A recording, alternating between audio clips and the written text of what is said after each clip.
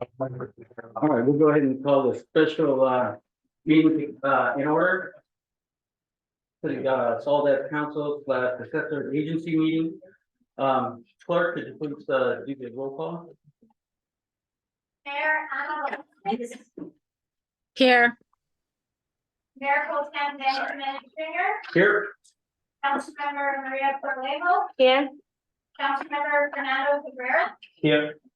Here we have Frank. All right. Could all join me in the pledge? Chief, you look handsome today. Would you please lead us? I pledge allegiance to the flag of the United States of America, and to the republic for which it stands, one nation, under God, indivisible, with liberty and justice for all.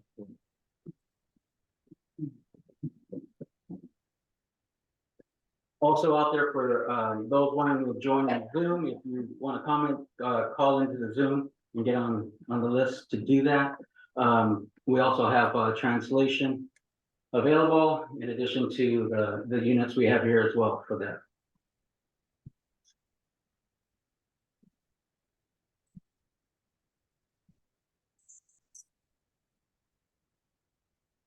Now we'll move into public comment section. At this time, the member of the public may address the city council on items not appearing on the agenda and of interest to the public that are within the jurisdiction of the council. If you could, please fill out a public card stating that you want to go ahead and make a public comment. You'll have 3 minutes to do so. Please be brief and to the point. No action or discussion will take place on items not appearing on the agenda. At this time, we'll take public comment. Seeing no one in the chamber, take it out to Zoom.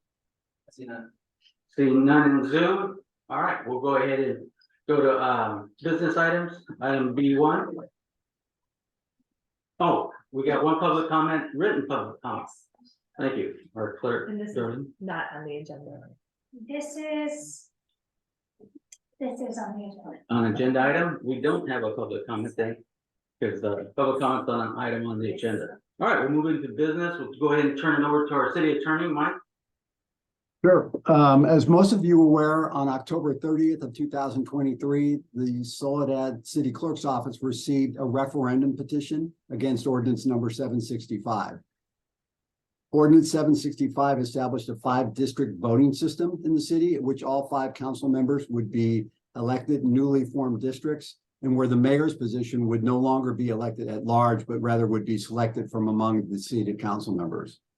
After the referendum petition was verified by the Monterey County Elections Department as containing the requisite 10% of signatures of registered voters in the city, and was thereafter certified by the city clerk, on December 6, 2023, the city council considered action on the 2 statutory options available in response to receiving a sufficient referendum petition.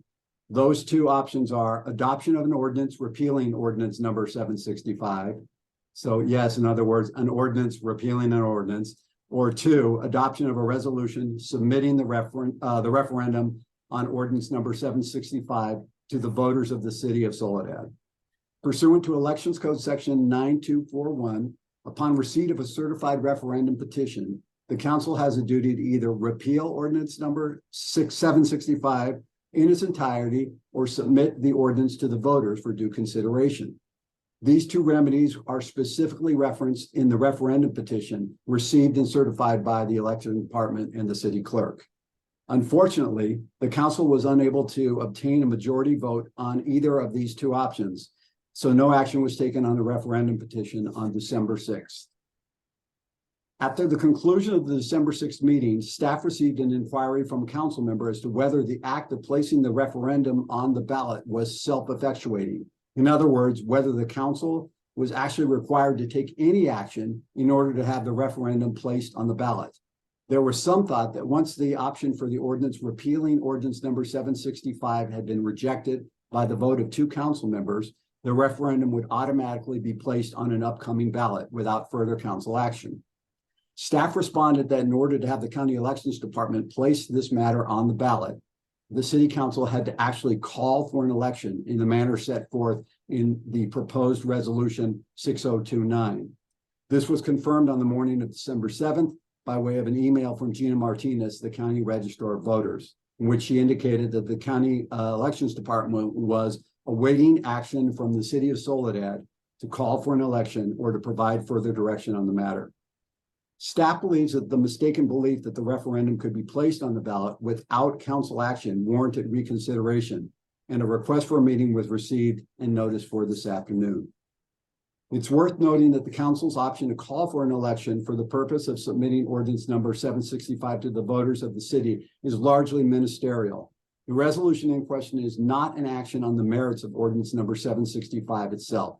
It simply requests that the question of whether ordinance number 765 should be adopted be placed before the voters on the ballot for the primary election on March 5th of 2024. It also sets forth a set of procedures and timelines involved in the election process as established by statute, as well as the guidelines of the elections department, such as the duty to prepare an impartial analysis, the duty or opportunity to submit arguments for or against the question, and the ability of folks to prepare rebuttals to arguments that are submitted. It also contains language whereby the city commits to pay for the services that the elections department will be providing on conducting the election on the referendum. The last day to call a special election for consolidation with the March 5th, 2024 primary election is December 8th of 2023. In other words, today. As such, a resolution calling the election and requesting consolidation must be adopted this afternoon if the council wishes to consolidate with the state primary election. Consolidation will have a significant financial benefit to the council. And that's primarily because the council has already called for a special election on the March 5th primary election to fill the current vacancy on the city council. The city can avoid the cost of another special election by consolidating the election on the referendum on March 5th. The elections department has opined that a standalone election, in other words, an election that is not consolidated with another election, could cost between $130,000 and $202,000. The March 5th date is also the earliest date on which the election on the referendum could be held. If the election is called as a result of the referendum, ordinance number 765 is basically suspended, would not become effective unless a majority of the voters voting on the ordinance vote yes in favor of the ordinance. If the majority of the voters do not vote in favor of it, in other words, a no vote, the ordinance would not go into effect, and a similar ordinance could not be enacted by the council for 1 year from the date of the disapproval by the voters. If ordinance number 765 is not approved, the current at-large election process for the council and the mayor will remain in effect until replaced by some subsequent council action at some future date. It's worth repeating that pursuant to Elections Code section 9241, the council has an obligation to take one of the two options in response to receipt of the referendum. Section 9241 provides in relevant part, if the legislative body does not entirely repeal the ordinance against which the petition is filed, the legislative body shall submit the ordinance to the voters. Inaction is really not an appropriate response and will expose the city to a complaint for declaratory or injunctive relief, compelling this council to comply with the law by taking one of the two available options. As a final note, we need to make a correction regarding the referendum petition. Based on language set forth in the certificate of signature verification we received from the elections department, staff believed that the county had done a complete verification of 1,393 signatures on the referendum, and it had determined that there were 862 valid signatures.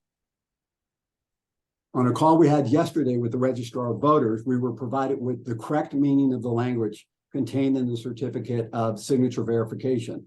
Despite the fact that the certificate indicates the elections department verified a full check of 1,393 signatures, they only verified enough signatures until they could determine that the referendum contained a sufficient number of signatures for a referendum in Soledad, 10% of the registered voters, or 840 signatures.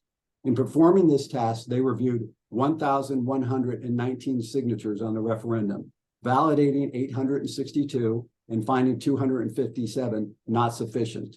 277 signatures were never vetted as being either valid or insufficient or not sufficient. Based on the information we had prior to December 5th, before the December 5th meeting, as set forth in the certificate we received from the county, I made a misstatement that out of the total 1,393 signatures contained on the referendum, only 862 were deemed valid. That was incorrect, and I apologize on behalf of myself and the staff for this mistake.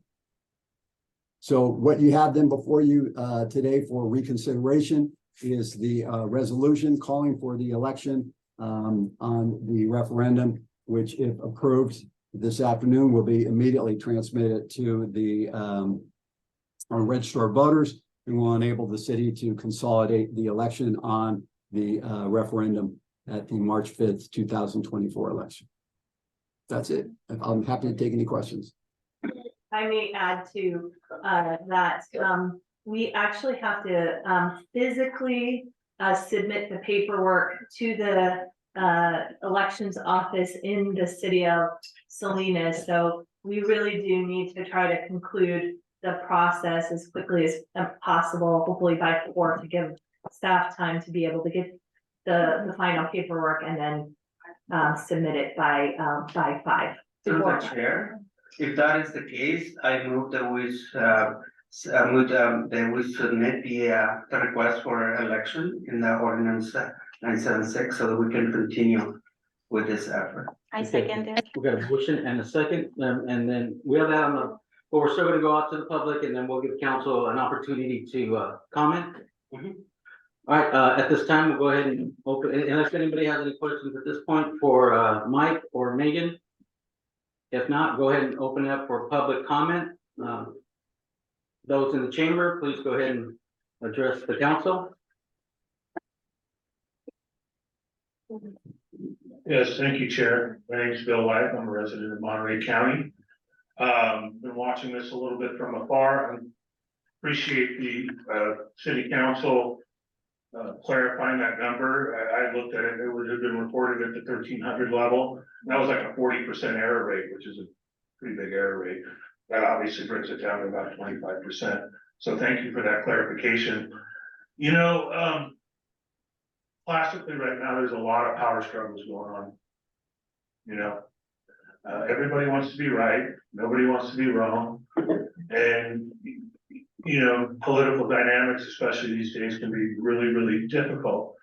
But I think as council laid out here for you and for the public, you really should do something. And 2-2 votes aren't going to get anything done. So I would hope that all of you, you know, in the moment can kind of reflect on that, consider that you're representing, you know, all the residents here in Soledad. They've spoken in a way, 10% of them have spoken, and I think they should be listened to. And I think whatever you need to do to resolve the disagreements is to do something, you know, either or. As my mom used to say, it's time to go or get off the pot. So thank you for the time. Thank you. Anyone else?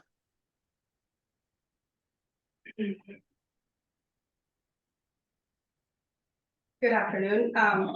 My name is Rosa Camacho, and I've been a resident of Soledad and the Mission District for over 40 years now.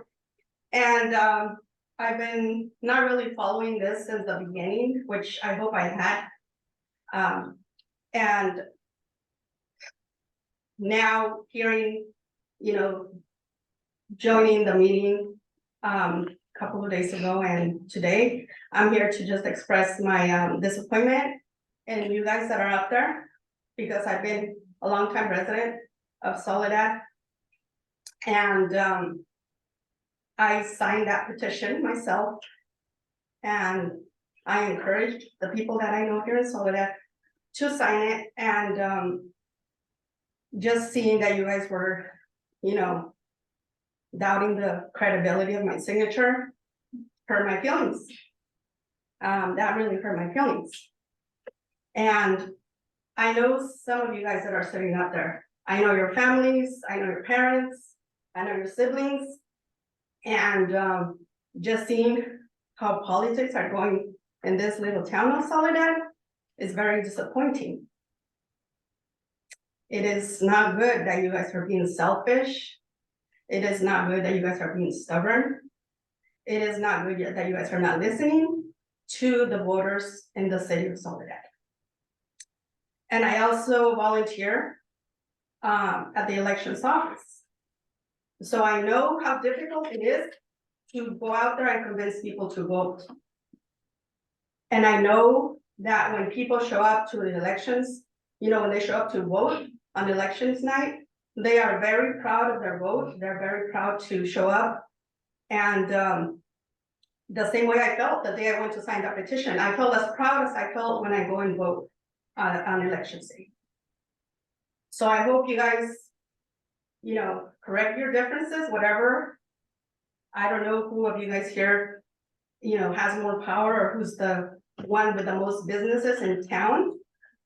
But put that aside and think about the city and the people that live in the city of Soledad. Thank you. Thank you. Thank you. Next. Anyone else in the chamber? We have, we'll go ahead and go out to Zoom. No, I see none. Nobody in Zoom? We have a written correspondence. We'll take that one. And then after she makes the written correspondent comment, I just wanted to make a correction in terms of the resolution that would Sure. need to be approved. This is from Maria Morales. Regarding the comment from Maria Corlejo yesterday, 10% is great, but I'd like to see 100% of the voters, not just the petitioners. You know how you can see what voters want. Let us vote for our mayor.